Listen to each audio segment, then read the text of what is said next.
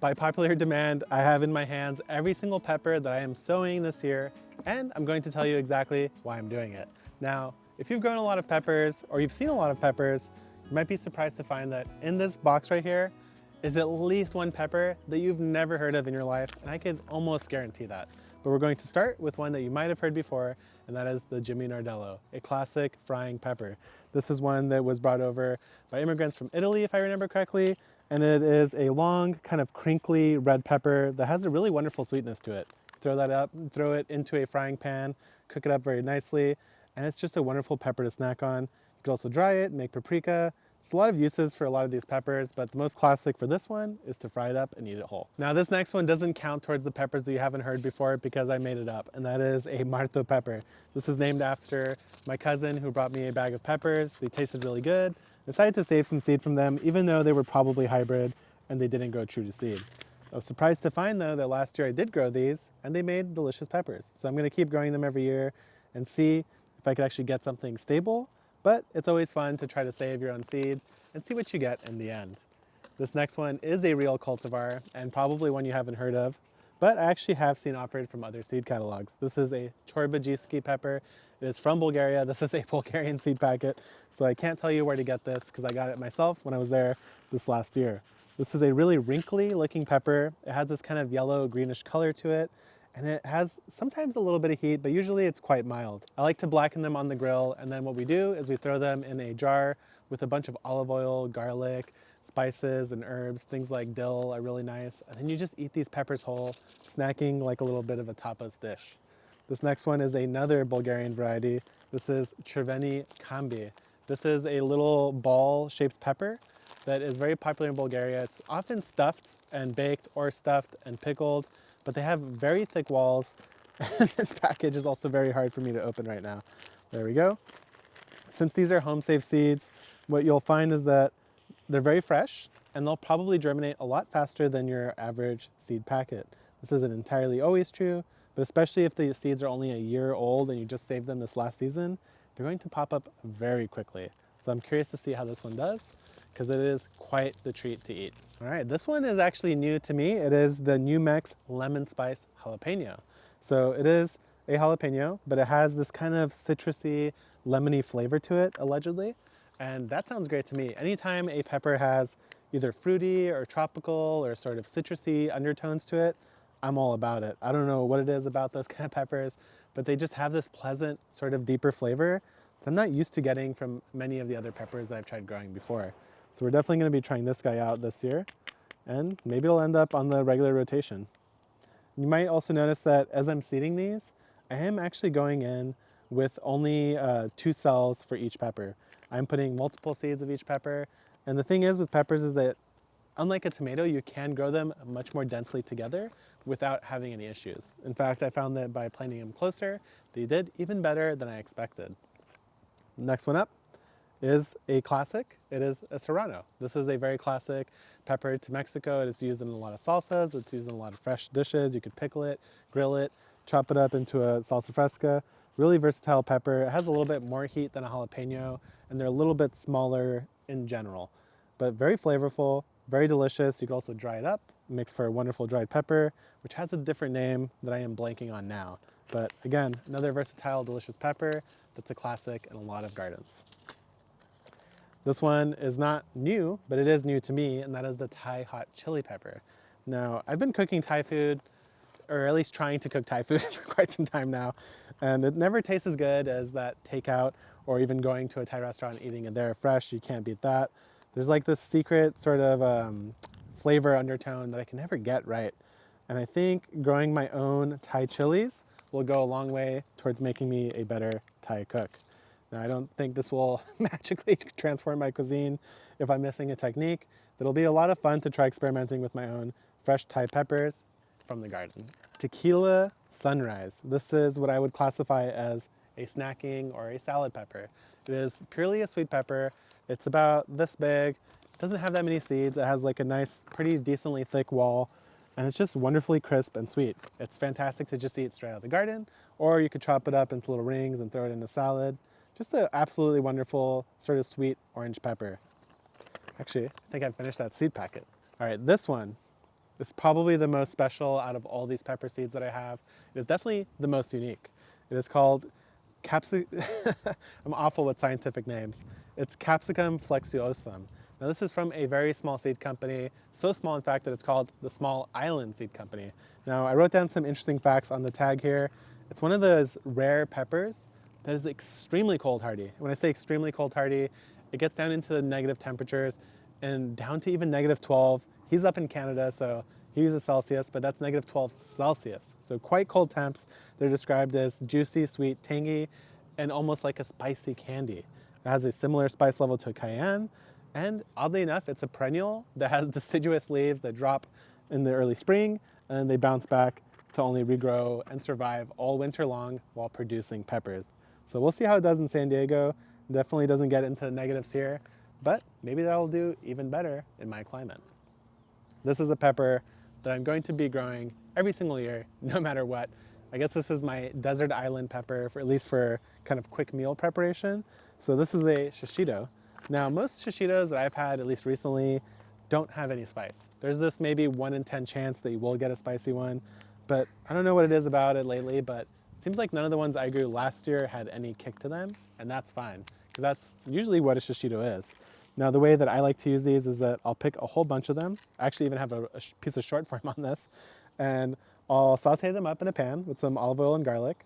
And then once they get all nice and wilty, I'll throw in a little bit of lemon peel, a little bit of soy sauce, and then you just snack on those peppers whole. They're so good, guys. So like if you haven't tried them, they might not be like crazy mind-blowing if you just eat one fresh out of the garden, but the fact that you could cook them up in this way and just snack on them whole, phenomenal. Highly recommend if you haven't tried it before. I don't grow many bell peppers, or actually I don't really grow any bell peppers except for the orange sun bell pepper.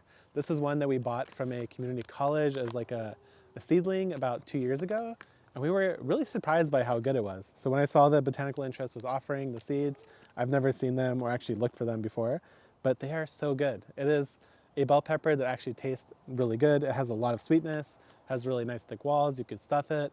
And like I said, I usually try to not grow any bell peppers. I don't know why. I think a lot of us think that bell peppers are the only kind of pepper.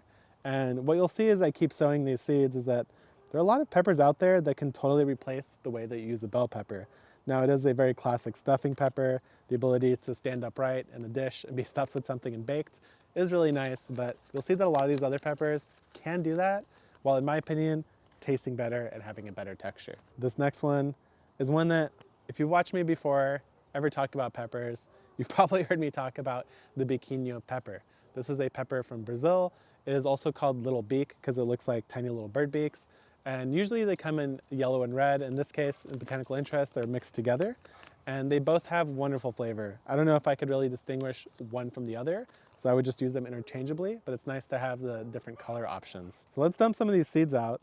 Oh, that's actually really cool. So what they did is they color-coded the ones that will end up being a red pepper as red, and the yellow one is just a natural seed color. So that's pretty neat if you did want to try to control what you were growing. So I guess I'll put in 3 red seeds on this cell, and then I'll put 2 natural ones in the other cell. So that'll be 2 red and 2 yellows. Hopefully they all germ.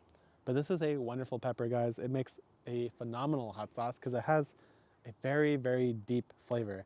I don't know how to quite explain it, but when you have a bunch of them blended up together in a hot sauce, it kind of transports this deeper, it's beyond just kind of like a pepper. It has like almost like a, I guess, umami kind of taste to it.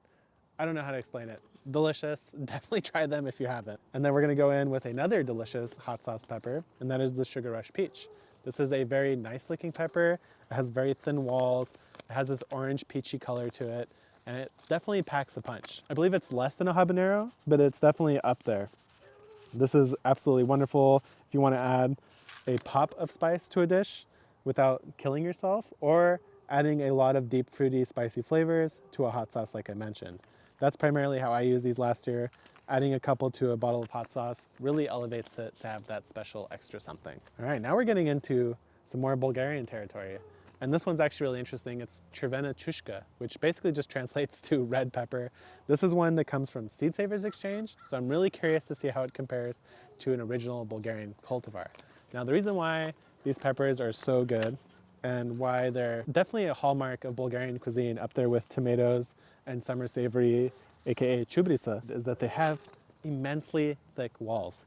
They are full of flavor, really nice red pepper flavor. They're very sweet, they're very juicy.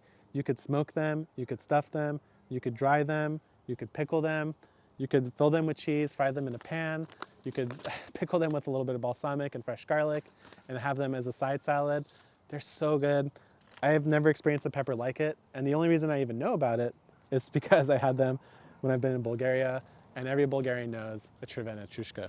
So speaking of Crvena chushki, I have two more. These are from Bulgaria themselves. So this one is Plovdivski Kapia, which is kind of another, Kapia peppers are essentially Crvena chushki.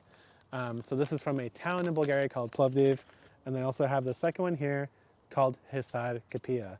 So while I sow these, I want to quickly talk to you about the difference in the soil mix that I use for peppers over my tomatoes. These two soils started off the exact same. This is for the tomatoes and this is for the peppers. Now, there is a difference, and you could probably tell by a quick visual check. This one over here has much less drainage and a higher ability to retain water. This one on this side has a lot more perlite and it's much less water retentive than the material right here.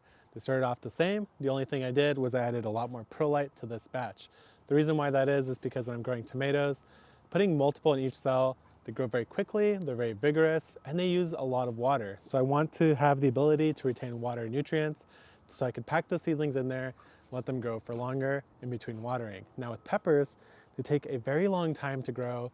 They don't like sitting in soggy soil. So I wanted to have the ability for water to get in there, but to not be retained so much. So add more perlite for peppers than you would for your tomatoes. All right, straight back to it with another classic snacking pepper. This time it's the padron pepper. It's similar to how a shishito pepper might be used, where you kind of eat them up as a side snack, kind of as a tapas style in Spain. And this one though can be spicier. It can run with a little bit more hot pepper than the shishito pepper. So you're in for a little bit more of a treat. And we wanted to try it because A, we do like spicy food, and B, if it's as good or even better than a shishito perhaps, then why not grow it as well? Or maybe, actually no, nothing will replace shishito pepper. I'll always grow those. But it might be a nice addition if we're feeling a little extra spicy. Speaking of spicy, we have a classic one. This is a jalapeno. But this is an early jalapeno, so I was really excited to see that option because it says that you'll get peppers 63 days from transplanting. Now, one thing you might notice on some pepper seed packs is that they'll say, like, for example, I'll just make up a number, 70 days for green, 85 for red. What that means is that if you don't know this, actually, it's a good thing to know, is that all peppers can be eaten either red or green. A green bell pepper is just either a red or orange bell pepper that hasn't fully ripened, and that's really all there is to it. That's why it has less sweetness, because it's not fully ripe. It has more of a kind of vegetal green flavor. And same thing with any pepper. It takes less time, of course, to reach its fully mature green stage than it does for it to fully ripen into that deeper like red or orange color. Even a jalapeno will turn red if you let it ripen on the plant. So moving on, we got the Escamillo pepper. This is one that has treated me oh so well. This is a long style Italian frying pepper. This particular cultivar is one that Johnny's bred exclusively for themselves. I grew it last year and it was insane how productive this plant was. I had like maybe one plant that would have something on the order of well over a dozen ripe peppers. And when I say peppers, I mean that they're like this big and they're like that big around. So this is a long pepper. Like I said, this is the kind of pepper that I would replace a bell pepper with because it has more flavor. It's less watery, so it has a more concentrated flavor. You could still stuff them, but you're gonna have to pack them sideways or make them into boats. And you could fry them up, eat them whole, chop them up, eat them in a salad. Peppers are extremely versatile and they have so many different uses. And it's just fun to try them all out. And it's fun to try using them in different ways. If you haven't tried harvesting one of your peppers a little bit early in that green stage, I highly recommend you try it because different peppers will have different sort of tastes, even in their green stage. You might find one that you like more than the standard that you've grown before.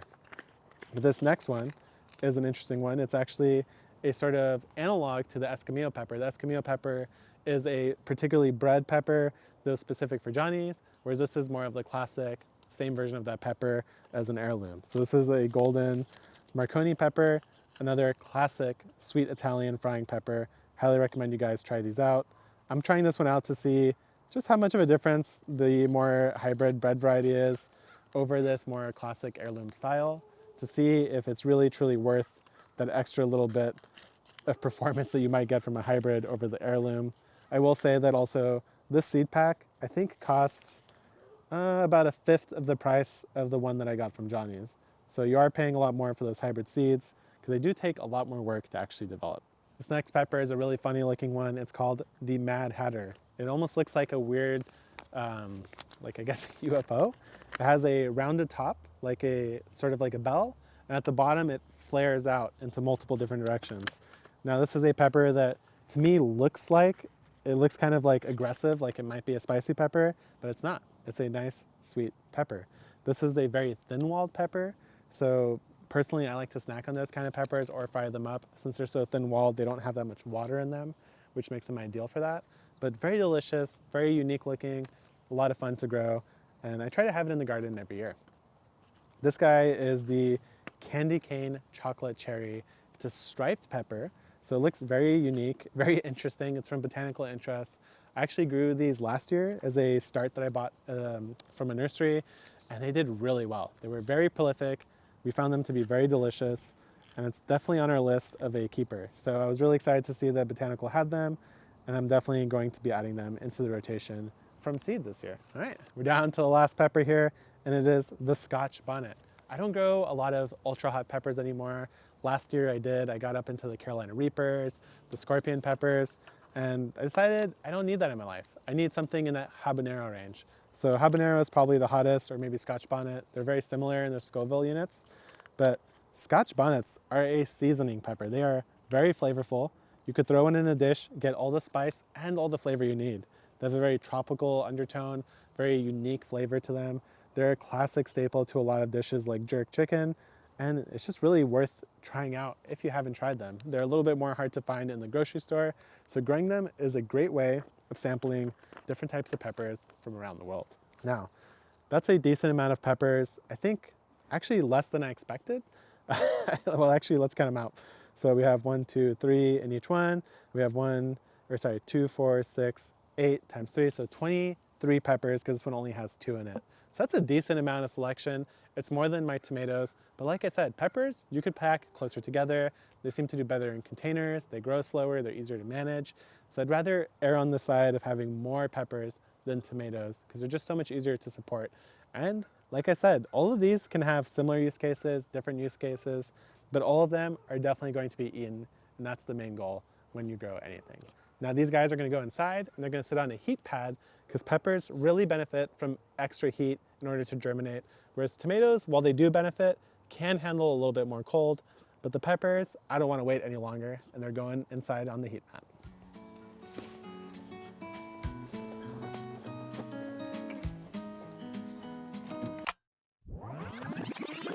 Well, actually, before they go inside on the heat mat, I should actually bury these seeds. You could tell that I just surface sowed, and then what I do is I come back over and bury them with some soil, and then I press them down. I want to make sure that soil has good contact with the seeds to aid that germination and make it as fast as it could possibly be.